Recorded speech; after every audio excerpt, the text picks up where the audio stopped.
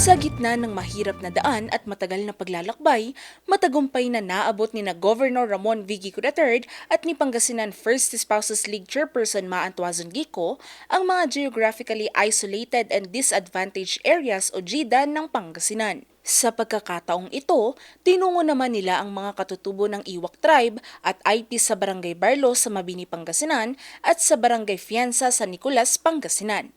Hatid nila ang mga ayuda at programa para sa mga katutubo. Gyam-yaman kami ma'am, itirating intenda kanyami, nga dakal nga tulong, para iti farmers, kakadwami nga ba, pakalaglagay pan mi rating inted ni Apo Gobernador. Kat, di ka bayag kumutun dito ikat tatalang naranasan ti kasing atati intenda.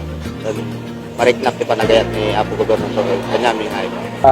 Totoo lang po, ngayon lang na si Governor Monmon ang nakaupong Governor ng Pangasinan na sila lang ang nakapunta dito sa aming liblib na lugar. Kaya kami ay nagpapasalamat ng lubusan sa provincial government ng Pangasinan ngayon kasi maski malayo kami, akala namin ay walang pumapansin sa amin, meron palang gobyerno ng Pangasinan headed by Governor Monmon na magbibigay pala ng maraming benepisyo para sa amin sa Iwak Tribe and at the same time sa buong constituents ng Barangay Fianza, ma'am.